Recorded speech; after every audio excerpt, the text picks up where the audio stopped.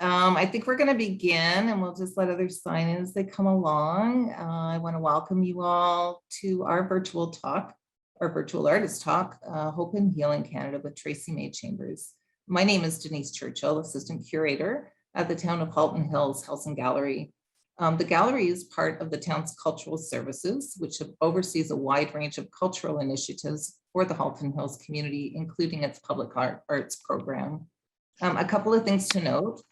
Tracey-Mae has asked that you feel free to write your questions into the chat box, and she'll try to include responding to them as she goes along. We will also be closed captioning this evening's talk. If you find it distracting, you can just turn it off. And please note that it does not accurately capture non-English words. And lastly, we request that you keep your mute function on so as not to cause distraction during the presentation. So before we begin the presentation, I would like to start by acknowledging that the land on which we gather is part of the treaty lands and territory of the Mississaugas of the Credit. We acknowledge our respect for the land which we are on.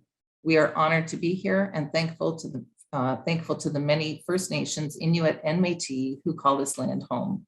Miigwech. And now it's my pleasure to introduce Tracey-Mae Chambers.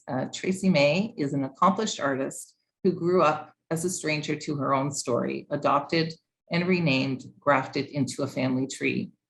The discovery in adulthood of her Ojibwa Métis heritage was a revelation that sent her on a path of discovery. Her work is in the powerful tradition of the vessel as a metaphor for individuals. We fill and refill ourselves throughout life to create our own story. Tracey-Mae is deeply committed to decolonization as expressed through the symbolism in her recent site-specific art installations across Canada's outdoor and indoor spaces.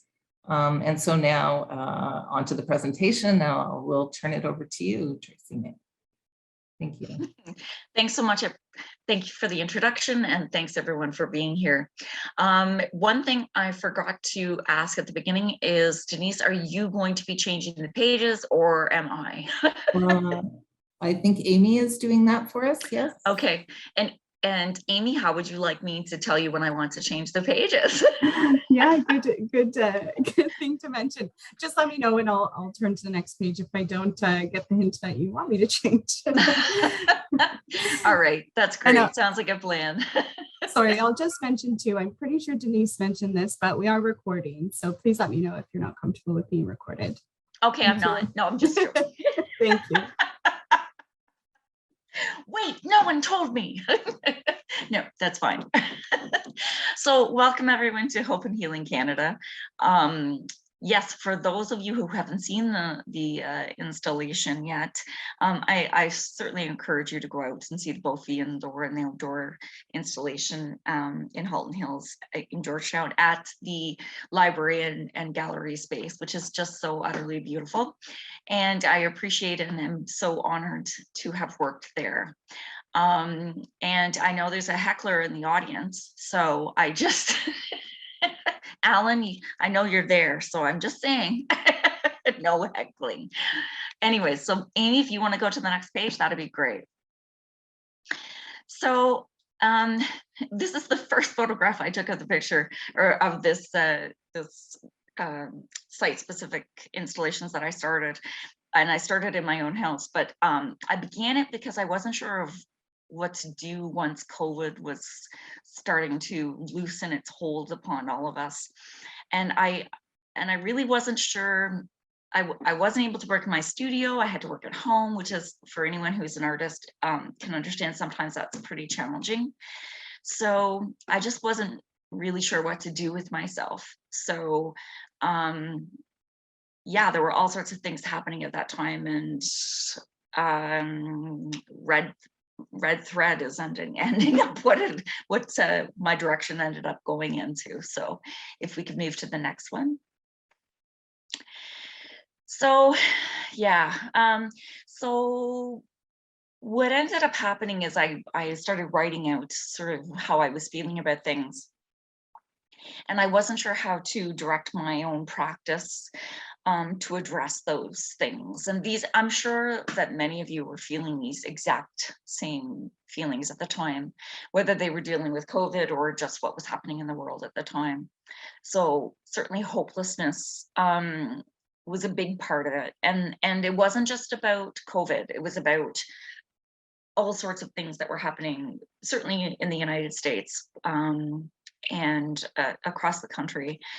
And across the world. It was really, I think we were so focused on the news because we were forced to be at home that we were highly and acutely aware of what was going on around us, which led me to feel depressed about that, but also because I was, you know, we're all sort of segregated and alone. And I don't know about any of you, but I was a numbers watcher. We watched the news every day when we got back to Canada, and it was really devastating. We were listening to the American news out of New York, and those kinds of things were really, you know, really upsetting. And then as things started to ebb a little bit with COVID, the numbers from Kamloops came out as far as the number of children that had been found at the residential school there. And so I wrote down the anger that I was feeling about the sort of apathy that I was seeing in Facebook posts and things like that over that those 215 children that were found. And then of course sadness because of that, and confusion about how to deal with that through my own practice, but also in my own mind, like how to deal with this colonial view of the world. So I actually found this cartoon that you see on the screen here, and I thought it was so interesting too that I looked at the man at the time, but it was I've forgotten, but I found that this cartoon was colonial, but just the look of the people and things like that are in the cartoon is not really what I would expect. But Amy, if you want to go to the next one. So this is what I came up with. These installations, I'm trying to talk about human connections at the same time as not ostracizing people. So I don't want people to be, settler Canadians to be so uncomfortable that they won't talk, but still want to be engaged. So it's a fine line between those two things. But also I needed to deconstruct my own ideas about, I present as white. And so just even dealing with that as far as a colonial viewpoint and my own worldview, how do I deconstruct that? So the whole construction of these installations, I try to make myself focus on that as I'm doing it, because I want to be able to do this consciously but intuitively and think about these things as I'm going along. So as far as decolonization is concerned, I get asked this a lot. Actually, to be frank, today I was installing in Toronto, and a lady came up and talked to me and was really affronted by the whole decolonization view, and pointed out that she has a friend who's passed away who is Indigenous. Actually, she said who was a real Indian. That was the wording that she used. And she said, and she wouldn't care about this decolonizing thing. She would, and I said, but that's you speaking for her. And I wrote all like that down when I was finished speaking with her, because it was important to me to acknowledge that she was speaking for this woman. She was speaking as a European woman about what an Indigenous woman would think about something. The other thing that was interesting is that she said that she's not a settler, she's European, which I found sort of a conflicting view. So I'm always thinking about these things when I'm installing these installations, and addressing decolonization and the lack of balance of power between different communities within this first world country. Okay, Amy? So I literally started in my own space because I wasn't sure what I was doing. So this is the one on the left is our apartment. So I took everything out of our living room and I put back just a few things, some of which, well, quite a few of which are my own pieces, my own sculptures, pictures of my family, and this red thread. So I did this over a couple of days while my husband was away. And then of course he couldn't walk in our house, but this is what he came home to, the poor man. But it was about deconstructing my own space and putting back the things that were important to me, which really ended up being the place for my family to sit, my favorite color, which is yellow, and the pictures of my family, and a couple of my favorite sculptures, and gifts from my children. And that was really the crux of what was me taking apart my own space. The one on the right hand side is an empty part of our apartment building. It's a new apartment building, and I would say 90% of the cars in this building are high-end whatever vehicles, except for mine. But and I wanted to sort of tear down that as well, as far as this status symbol kind of thing, and that's a colonial viewpoint as well. So yeah, so I literally started at home and worked my way outwards, just to, you know, have some perspective, I guess. Okay, Amy. So one of the first ones that I did was the Grimsby Art Gallery. It's difficult to see in the photograph, but on the left-hand side, the 3 sticks that were there were left by some children who'd made some sort of a installation months and months and months ahead of time, and I guess they just left those there. So I used them in the space. If you look on the website, there's actually a view of this from further away, and it's like a centrifuge. So it's in like a whirlwind tornado kind of shape.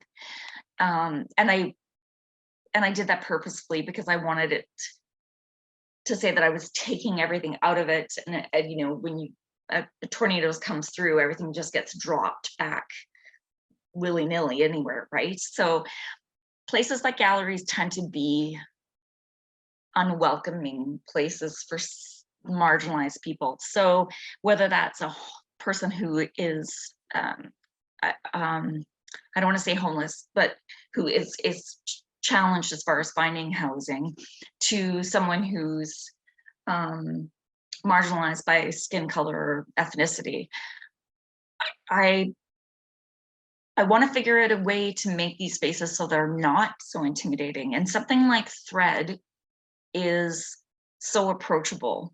Not just thread and yarn are so approachable. It's part of everything. It's part of everything you wear, but also it's your grandmother made you socks or a sweater or a blanket or something. So those are, it's an approachable medium.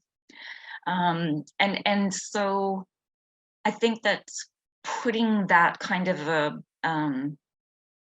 materiality as part of my installation is an important thing to me, because it is so approachable. It doesn't ostracize anyone, I don't think. I hope not. Amy, the next one. So, well, this one's kind of funny. So the one on the left, so I live in Hamilton, just so you know. And odd thing about that is that I think the one on the left, oh no, it's not. Let me look at that tree. Funny how I start to recognize the trees. You could show me the picture without anything else and I'd be like, oh wait, I know that tree. So this is not the same one. I'm sorry, this is at Riverbrink, which is in Niagara-on-the-Lake. So this gallery, this is still up. This I put up, I think in the first or third week in July, and it's still there now.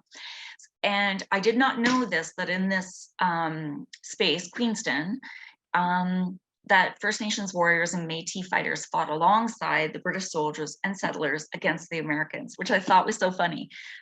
Not funny as in like humorous, but just strange, because First Nations warriors were fighting for land that was theirs, right? It was already theirs, but they're fighting for someone else to keep it. It was just it's a strange juxtaposition to me. But this is the installation at Riverbrink Gallery in Queenston near Niagara-on-the-Lake. Yeah, next one, Amy. Okay, yeah. Political and pretty. So the one on the left, it's hard to see in this particular photograph, but because of the construction that was happening at the Parliament buildings, I wasn't able to get closer to the building, although they have approached me to come back again. So what I did was make a 25-foot braid out of about 3-inch sections, 3-inch wide sections of knit that I'd made. And I just sat there and continued to sew it for the day. And that was interesting because people, decolonizing a space such as Parliament Hill is a pretty daunting task. Certainly not something I can, you know, aspire to do. But my little tiny part of it was just to sit there and be in that space as a Métis woman, sewing away with security, with machine guns, which was really weird. But that when they contacted me again, they teased me that that was the reason they were asking me back, because it was the nicest protest they'd ever had, which really was just me sitting silently sewing. Apparently, that's all they want for protests. So, and the one on the right was built at the Tom Thompson Gallery. And it was, again, a lovely place to be. And it's lovely to create in a space like the Tom Thompson Gallery because of its Canadian significance. And again, another gallery that's totally invested in decolonizing their space, understanding that what is contained within the Tom Thompson Gallery and galleries in the area tends to be a colonial viewpoint, or from a colonial viewpoint as opposed to from an Indigenous one. So that's, yeah, so I wanted to make something pretty because of the space and because of the area, but still be political. So it's a hard, you know, I don't know if it's just my nature that I want something that's pretty but still bitchy. Right? I want to be able to say both things at the same time, I guess. So all right, Amy, we can move on. Okay, so I just finished this. What day is it? Thursday. Okay, I did this last week. This was a tough one to do. This is Shingwauk in Sault Ste. Marie. And the church is an Anglican church that was built by the students in part, but all of the wood that you see, the pews, and I'm sorry, but I don't know the names of, I'm an anti-religious person, so I don't really know the names of the things that are here, but anything that was made of wood that was in that space was created by the students at the residential school, which I found incredibly upsetting. And the book that you see that's on the steps, that's open, and has a red binding on either side, is actually the list of the students that they know that are in the graveyard. And when you start to look through that list, and the children are 5 and 6 and 7 years old, it's incredibly distressing. So sorry, this one's really raw for me, but just because I just did it. And I was looking, I couldn't, the ladder that I had wouldn't go up as high as I needed it to. So I was looking for a pole or something like that. And to get the pole out, or the mop handle out, I actually had to move a box, and inside the box was all these Bibles. So all the Bibles that you see in the background and leading down the red rug that's in the center there are actually from the residential school. So I wanted to use those, and you can interpret this space like however it makes you comfortable. But to me, the book, I'm sorry, the Bibles are open on, like, below this altar. I don't know if it's called an altar, but the altar at the front of the building under the stained glass window. And I wanted to show the books as being closed on the way out of the church. And that was important for me. But certainly the space is open, or what I've done with the space is open for interpretation by other people, however they want to do that. But to me, that's what it was, is that the books were forced to be open by the people at the front of the church, but we can close the book as we leave. Yeah, this was a tough place to work in. It wasn't not really that comfortable for me. Anyways, time to move on. Sorry. Oh geez, so let's go to another one that's not good. Okay, so this is a Black Creek Pioneer Village, and I didn't know I was going to be creating in this space. We had actually decided on another space within Black Creek. But as we were walking through, the curator said, oh, and this is the template for Ryerson's buildings for residential schools.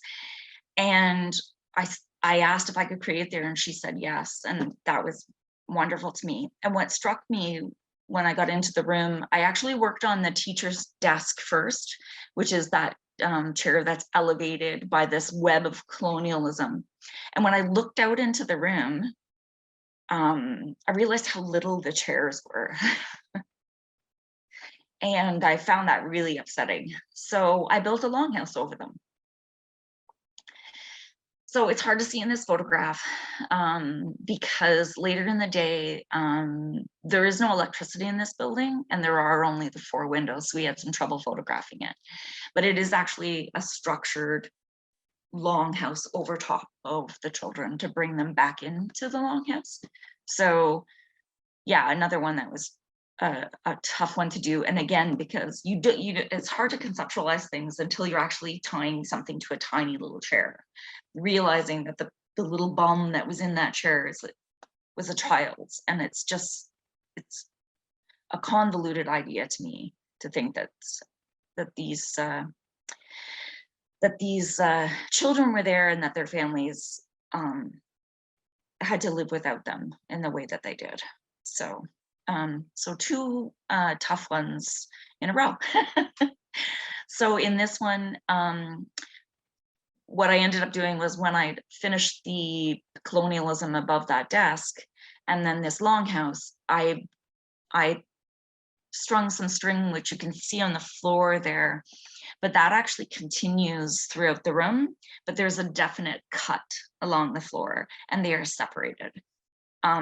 Whether they were ever connected or together, I'm not sure. I simply know that they no longer are, and maybe they never were. I'm not sure about that. It's only my own conjecture. And so again, that's open to interpretation as well. And we can go to the next one, Amy. So this is at Guelph Museums. And this is their window facing the Catholic. It's not a church, and I'm very sorry that I've forgotten the name of the church that's next door. And it was interesting too, because I didn't want to have to look at the church, but they wanted me to do it in this window. So what I did was make a stained glass window out of that window. so that I didn't have to look at. So I was obscuring that window, and I was looking at that church through an Indigenous lens, an Indigenous view. And if you see on the right-hand side, on the left-hand photo on the right-hand side, you can see a center point. And if you stand in front of that window, the center point of that radial tire-like view there in the right-hand window lines up with the center of their circular window in the front of that building. And I wanted that sort of like, I see you, but I don't have to look at you, because I can look through this lens, and I'm more comfortable looking at it through this lens, but I do know you're there. And that was my thinking as I was creating in that space, in that window in particular. Amy, we can go to the next one. Okay, another residential school. So you can see the Mohawk Institute in the back of the right-hand photo. So my thought with this one was that I wanted to be able to attach this. This is an old tree that's here, and I'm sorry that I've forgotten the type of tree, but it's an old tree, and she's quite low. And I had a wonderful helper who was the son of my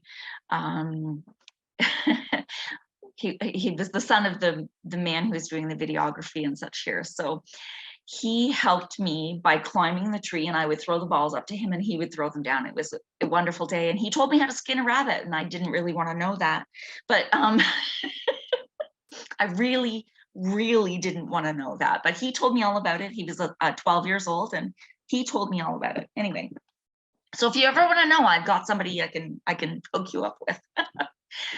But I wanted the roots of this artificial tree that I'd created to touch the ground, and then this splash of color to go up into the tree, connecting the roots of the ground to the limbs of this tree, and this new growth and these, you know, beautiful leaves, and up into the sunshine because it was a lovely day. And so that in my mind, that's what that installation was about. Now they're just going to be starting their looking around there for graves. So I don't really want to touch upon that, but that's what I was thinking about, is that hadn't been done. It had been discussed and things were happening and in the works. And I know that's underway right now, but that's what I was thinking about when I was working at the Mohawk Institute. And the next one, Amy. This is at Humber College. The top view is an indoor view, and it's very difficult to get an outdoor view at this one. I'm waiting for them to send me an indoor view, but it's simply about decolonizing that space. It's hard to see in this particular photo, and I'm hoping that when they send them to me, we'll have a better view. But the center pane of glass is actually a very large braid. And as you go down into the braid at the bottom at the floor, you'll see a pile of wool, and that's actually the braid that's come unfurled, and I've shaved it off. And then the shavings are actually what you see at the bottom there. Again, less powerful because you can't actually see that it's a braid in this photograph, but that is what it is, and why is fairly self-explanatory, I'm sure. And we can go to the next one, Amy. So I know you can all see the words that are on this. So this is at Craft Ontario in Toronto on Queen Street, and it's a wonderful space. But as you walk through, and there's Inuit carving and things like that, and yet it's still a very colonial space. It's marketing arts with no Indigenous people in the space necessarily. And yeah, so I think about that a lot, about who's selling what to whom, and you know, how is that division of monetary value happening and things like that. I'm always thinking about that kind of stuff too, as I'm sure many of you are as well. So this is what I created in that space, was this tangle of what I felt was a tangle of colonialism in that space as well. And we can go to the next one. Okay. So this is in Dundas, Ontario, near Hamilton. And it's the Carnegie Gallery, and it's a lovely, lovely space. But you have to walk up a fair number of steps to 2 colonial posts. And that's incredibly intimidating. Like, I still am intimidated by going into the AGO. I mean, and I shouldn't be, but I am. And I wonder how it feels to people who don't go to galleries very often, who are not a part of that sort of community, that art community. How does it feel to walk up these imposing steps to come into a space that, generally speaking, doesn't represent them or doesn't hold any of their art or artifacts within that space? So that's what I was thinking when I was creating this particular one. And it was the columns in particular, because that's not even a North American thing, right? That's from Greece, right? Like that's a different, it's different art altogether. So I just find that intimidating. And I want to make sure that people know that they do have access to it.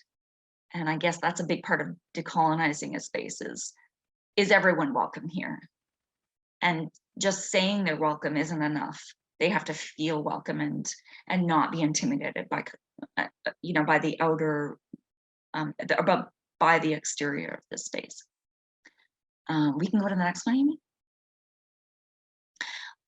This is the textile museum in the Mississippi Textile Museum, sorry, in Elmont, Ontario, and which was a wonderful place to work in. And again, it's literally just decolonizing that space. It's based upon textiles that tend to be European textiles, and that's wonderful. It absolutely is wonderful and should be honored. But textiles are a big part of a lot of different cultures, and certainly a part of Indigenous cultures. So in this specific one, I was thinking about, because we were beginning again to be able to see other people and not, you know, see our families and things like that. And I tend to think of when I knit or crochet things that are dense, I think of that as like our immediate families and the people that we're tighter with. And then it spans out into these single, you know, acquaintances and strangers, and that's sort of how humans work, isn't it? So how a community works. So I am thinking about that when I'm creating in these kinds of spaces as well. Okay, we can go to the, oh, yep, oh, yeah. So people ask me whether I'm bullshitting when I say things like I actually put the wool back together. So that's proof that I put the wool back together. But there's a reason I do it, and it's not just because I'm cheap, although I am cheap, but that's not why I do it. I do it because it's not an Indigenous worldview to waste things. So if I viewed this project through a capitalist lens, I would just throw away the yarn that I've used and buy new yarn. But that's not an Indigenous worldview, and I don't want to do that. And I'm trying to check and balance myself, and so that's part of decolonizing my own space, my own headspace, is thinking about things like, what am I wasting when I don't use this, or I don't reuse this? So I really do reuse it for those people who question that. I really do, and it takes a heck of a lot of time, but I do that. So, and we can go to the next one. And that's just a textile museum again, sorry. And yeah, just a little yarn goes a long way into these spaces. So red, and I learned something new about red today too. So I associate it with things like passion and blood and anger and love, and certainly a racial slur. But in another culture, in Eastern European culture, it's actually protection, which was interesting to me too. So I wrote that down today as well, because I want to look into that, because that was interesting that she, you know, her family is relatively new to Canada, and in her world, red is a protection color. And I thought that was just totally awesome. So I've got to incorporate that into the verbiage, because I've never heard that before. And so I really thought that was lovely. And I think I also like it, or I chose it because it is slightly confrontational. People assume certain things about red, and that assumption makes them question me. And I'm happy with those questions. I want to be able to talk about it. Oh, red and grounding too. Yeah, exactly. So yeah, I think that's fabulous. I like the different ways that people view the color. And it's funny because you just think it's just a color, but it's not, right? We all have certain ways that we think about certain colors. So I think it's interesting that this protection and grounding and things like that are coming into my knowledge base. And I really like that. Into the next one, Amy. So this is at the Hamilton Art Gallery. This one's relatively recent, and this was interesting for me because it's quite a large space, and I wanted it to be something a little different. And there's quite a few cities, or quite a few problems in the city that I'm sure are present in everywhere that you live as well, as far as drugs and homelessness and food insecurity and all these kinds of things that happen within the city, whether they're Indigenous peoples or not. But we're still these fabrics of these communities, right? We're still sort of interwoven together. So I knit these very large pieces, and then I cut them, which just seems counterintuitive, I know, but cut them, and then I sewed them back together, but with crochet. So the one that you can see at the best is probably the one at the far left. In the center of that circle, you'll see it's almost like a flower, and it's a crocheted flower. And I wanted to show that it can still be mended, right? So even though the tapestry of our lives, has fallen apart because of COVID and all these other strifes and struggles that people are going through, we really can sew this back together. It's just a matter of effort, right? And it's a matter of, do I want to do this? So I actually sewed these on site. So I stretched them all out and I cut them, and then I sewed them while I was there. And I wasn't having it, I didn't do it because I wanted it to be performative. I wanted it because the tension was there. And it's like humans, we have to fix things when there's tension. And that's what I was doing with the actual yarn. So I felt that was somewhat cathartic for me. So yeah, and this is at the Hamilton Art Gallery until Saturday, and then I have to take it down, figure out what to do with it next. So, and the next one, Amy. This is the Sault Ste. Marie Museum. It's 4 stories, and again is a space that's trying to decolonize what's happening in that gallery, or in that museum. But it's wonderful. They already have several sections that are dedicated to Indigenous communities in the area. What's interesting is one of the placards on the front of the building, and I'm sorry, I just got back from there, so I'm sorry that I don't have the actual quote from the placard, but it is about Indigenous in the area helping the British forces, again, fight to get back their land from Americans. It was so funny. So it happens again and again that I see these I just happened to see them. I think I'm the only person, one of the few people who read this crap on the outside of buildings. I'm always like brushing it off with my coat, trying to read what does that say, you know, with my phone with a magnifying glass, trying to figure out what the words are. Yeah, so that was interesting on the outside of this building, that's what they were paying homage to, is that the natives helped them get that land back for themselves. So, but yeah, so this was a beautiful space to work in too. And again, I tried to structure, you know, that curving lines that are indicative of a teepee kind of thing on the right-hand photograph that you're seeing there. So yeah, I just try to mimic things that are within an indigenous culture into these spaces that staircase is clearly not not indigenous. So, you know, making the structure over top of it makes me feel like somehow I've, in a tiny little small way, decolonized that space in the way that I'm able to.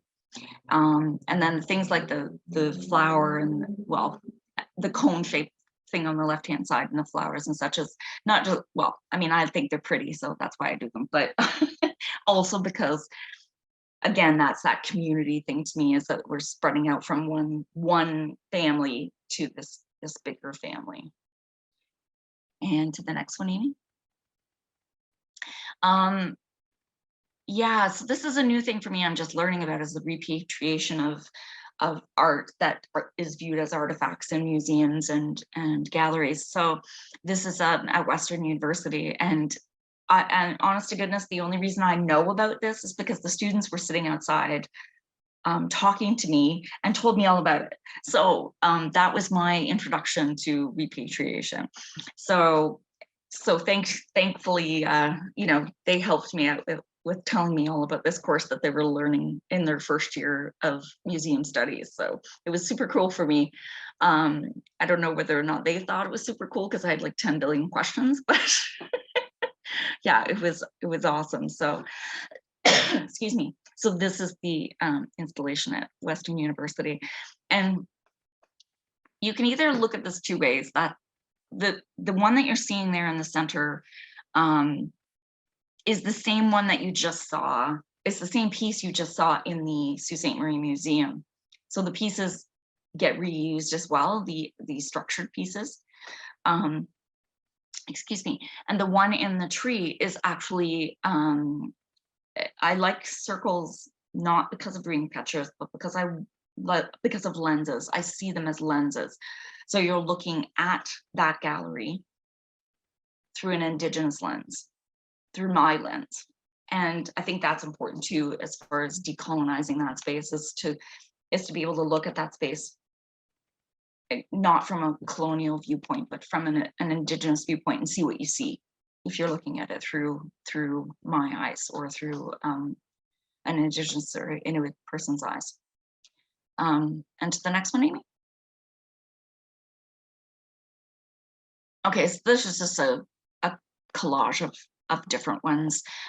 Most of them are from the beginning, when I was first installing, although I will say that the one, so there's two on the left hand side. One's a circle, that's at McMaster University, and the one below it is at good Lord, Pump House Gallery in Niagara-on-the-Lake. But the one just to the left in the center there, in front of the tree, that's sort of a just a tangled web sort of there, is here in Hamilton. Oddly enough, in Hamilton, so I've done installations all over the place at this point. I've lost count. I don't want to say, because I don't know. But Hamilton, oddly enough, was the only place. I asked permission, obviously, before I do everything anywhere, you know, and most places are so gracious and will, you know, either pay me or give an honorarium. Hamilton was the only place that wanted to charge me to install. So I had 5 places that I wanted to install in Hamilton, and they wanted to charge me for each one. So that's a very strange and tone deaf way to look at the world. And that's why decolonizing spaces is important. Just that viewpoint, that as an Indigenous person, as a Métis woman, as an artist, I need permission to create this, excuse me, create this piece of art, photograph it, and take it down. I needed permission to do that, and they wanted me to pay. So of course I did it clandestine. And then security came and it was a whole thing, but it doesn't matter. No matter what, I got the photos. Then I did it at City Hall because I was even more angry. And that's the photo in the left top corner. So that's at Hamilton City Hall. So that's my little, I sent it to the mayor, but he didn't answer. So that is a surprising thing to me because I can't conceptualize that. That's perhaps it's my artist non-math brain, but I don't understand that kind of viewpoint. So, and on to the next one. Yay! Look where we are. Yes. So, excuse me. So this is, well, you know where it is, but it is very different. It's sorry, I'm reading. That's awesome. I love that. I'm not repeating it, but I love it. So I know it's hard to see, and I know this fabulous photographer guy who's going to fix that so we can see the red much better. But I wanted to present sort of this, it's very difficult to see in this photograph, but underneath the stained glass window that's in the center there, I've created this sort of structure of geometric shapes. And because again, it's the same. There we go. Look at that. You can see it on the left-hand side. You're a goddess. On the left-hand side, you can see it a little better there.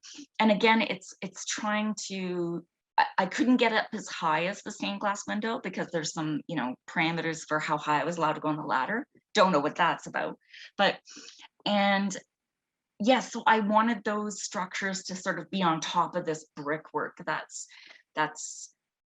natural. I understand that it's a natural material, but I wanted to cover it with my own structures that are not right angles, right? Like that's what I was feeling. And as far as the flowered structure that you see, I wanted, sorry. Okay, Jane, stop, you're making me laugh.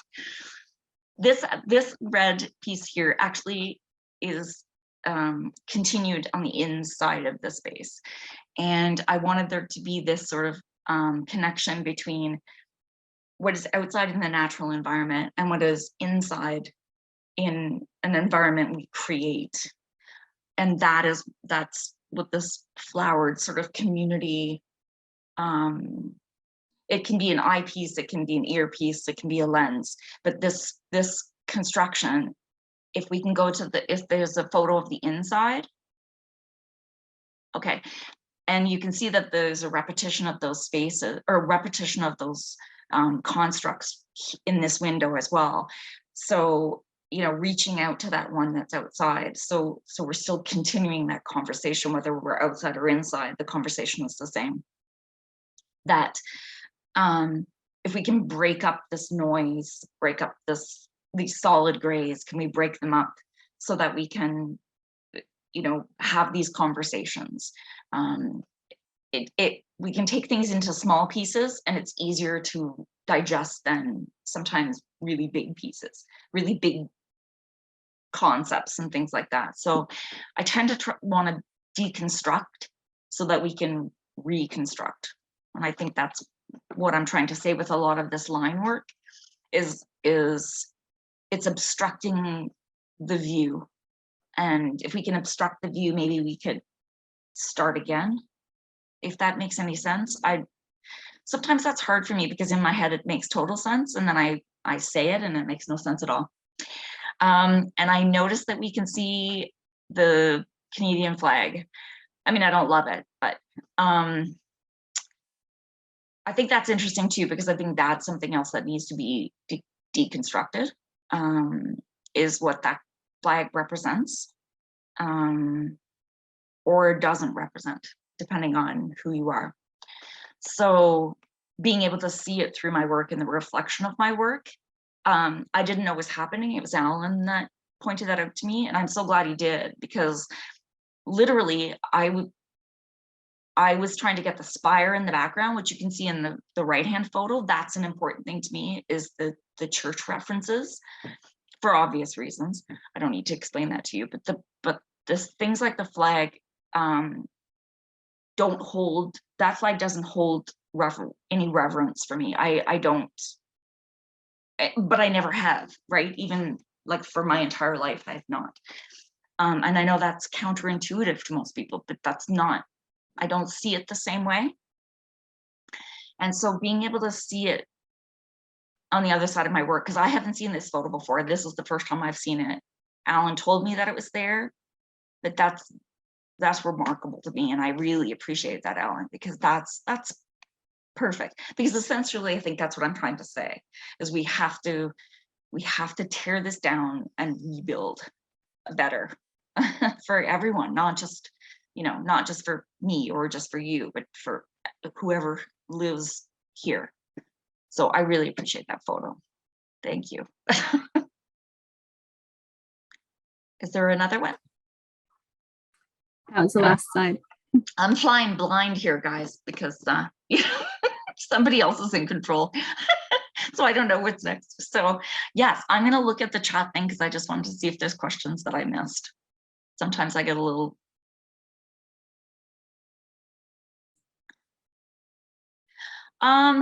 Okay, so I just saw the question about red for missing and murdered Indigenous women and girls. No, I mean, yes, but no, like it's not, I didn't purposefully choose red for that, although I do understand why you're asking that question. But no, I wanted it to be red because of the other, like blood and anger, like the things I was feeling, as opposed to anything peripheral. I just wanted to focus on how am I reacting to this, and it was certainly red that was working for me. Oh yes, and the flag. Yes, I wish we could see the other flag, but we can't. I think you can if you look at the window. Is that right, Amy? You can, or Denise, you guys can see the other flags, can't you? Yeah. Yes, we can. That photo actually is a reflection. Yes, exactly. Yeah. So it's not even actually facing the window. Which is even better. Like I just, right? Yeah. It's stunningly good to me. Oh my God. That's yeah, I'm in love with that photo. Yeah. Oh geez. Oops. Sorry. I'm trying One thing that you mentioned, Tracy, earlier on about the Guelph Museum, I think it was, with you were talking about your the one piece you had as an Indigenous lens looking out the window directly into the circular window in the church. Mm-hmm. That circular window is called an oculus. And they thank you. In churches because it is it symbolizes the eye of God. So I think it's interesting that you are looking into the eye of God through an Indigenous lens. That's very cool. Okay, so I did not know that. And it's not a church, and I can't remember. Basilica? Is that a word? Basilicas? That building there is not a church. It's something else. It's bigger than or more important than a church. I can't remember. It is a basilica. Thank you. Thank you. Yeah. Okay. It's the Basilica of Our Lady Immaculate Conception. Okay. Right. Yes. Thank you. Yes. Now I have to look at that it's Oculus? Yes. Okay. Okay. I've got to look that up too, because I did not know that. So I was just looking for common things I could focus on. So that's perfect.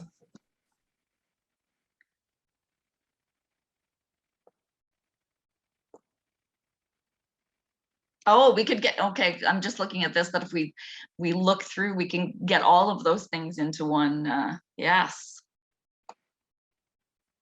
Get the the church spire, the Canadian flag, and the Mississauga's flag all in one photo. That would be great. That would be awesome. We'll have to have Alan back again. Yeah, that's right. I noticed there's been no heckling. I don't know what's happening. No. Alan, if you're there, thank you so much for that photo. It's absolutely stunning.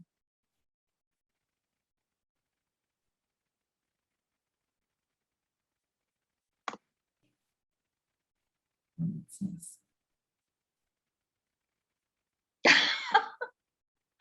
Oh, thank you. Thank you. I appreciate that. Thank you. Thank you to everyone.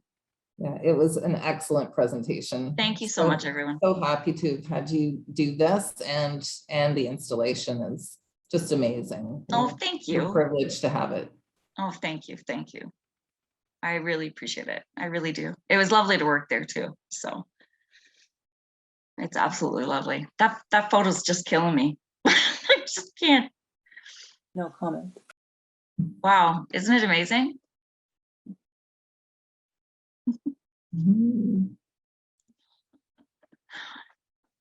Well, if there aren't any more questions, oh, there's Jerry. Jerry says it was a pleasure to meet you. You met her the other day, right? Yes, yeah. Judy, yeah. That's great. Oh, thank you. Thanks, everybody. I really appreciate that. It's thank you. Yes, I love this. Whoever was saying, how are my knees? Really bad, really bad. Out there, outside in the rain the whole day today. Not good. Hopefully it's not going to rain tomorrow. Fingers crossed. I'd rather snow. Snow's way better. Snow just, comes right off. That's awesome, guys. Thank you so much. I'm so glad you like the work. Just come out and see it. That's the way to support the work. Go and see it. Take care of those knees. Yeah, too late now, man. It's just way too late. Way too late. That's what drugs are for. That didn't come out right. You know what I mean. You know what you mean. Yes. Take it wherever you want to go. It's all good. All right. Well, thank you everyone for coming out and joining us this evening. It was just a fantastic experience, and we look forward to more of these. So yes, absolutely. And certainly look around wherever you are, follow on Instagram, and yeah, let me know what you think of the other installations. I really appreciate that because the feedback is important to me. I want to know what people are thinking, right? If they don't get it, I want to know, and I want to know if it looks terrible or whatever. And I want to know this. It keeps you going, doesn't it? It's your fuel. Yeah. It is, yeah. And I like the questions too, so yeah, for sure. Great. Well, thank you so much, Tracey-Mae. We really, really appreciate you. Oh, no spending this worries. time with Thank us. you so much for having me. Miigwech.